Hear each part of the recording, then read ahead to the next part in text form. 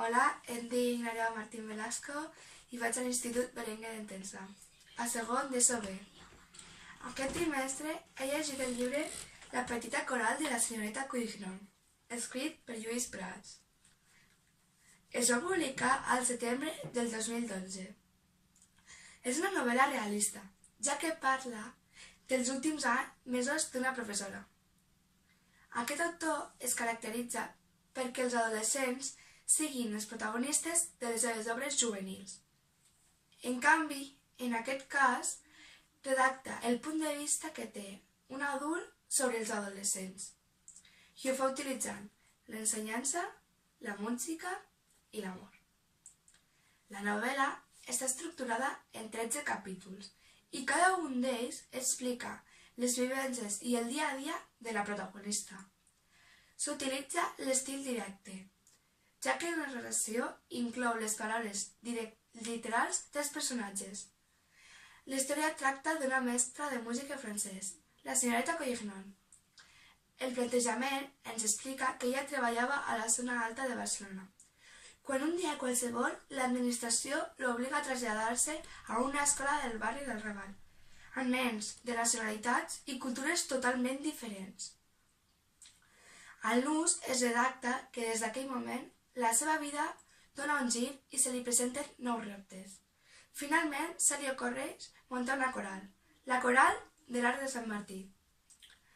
Un matí, mentre la senyoreta Quignon treballava, li va donar un atac al cor i us haureu de llegir per saber com acaba el desenllaç. El tema principal és la lluita pels ideals que té la senyoreta Quignon. La seva feina consisteix en ensenyar i educar els nens, i això se li complica al canviar de l'escola del centre de Barcelona, on tots els seus alumnes eren educats, treballadors, etc., a l'escola del Raval, on no tots parlen el mateix idioma, alguns es barallen, i tot i una història.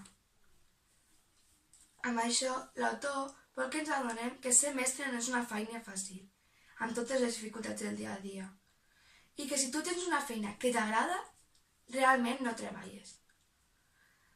El relat passa a una escola del barri del Raval, a Barcelona, i dura un curs sencer, per tant, uns 9 mesos. La protagonista és la senyoreta Quignon. És una dona de 62 anys, molt treballadora, amorosa i tendra, però tot i així, segons com, té un caràcter. El seu amor és el Ricard Reguant, un home que realment l'estimava, però que la seva feina no li ho va deixar veure fins al final, quan ja era massa tard. La Quimeta és la veïna de la senyoreta Quignon i és una dona que està en tot moment al seu costat quan està malalta. I per últim, un dels factors més especials d'aquesta història, els seus alumnes.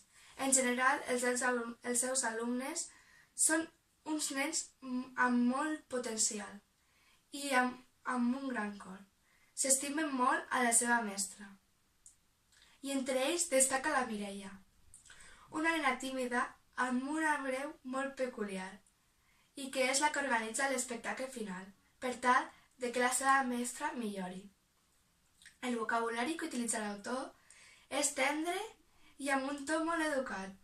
La novel·la està escrita en tercera persona i el narrador és temps subjectiu, tal com es veu a continuació.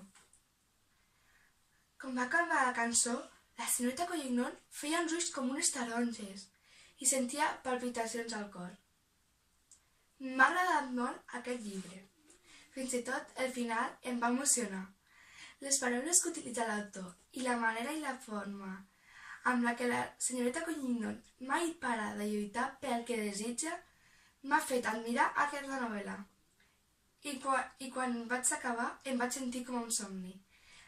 Amb aquest relat realment m'he cregut aquesta història, com si jo la visqués, i això és el que més m'ha impressionat. Moltes gràcies per escoltar-me.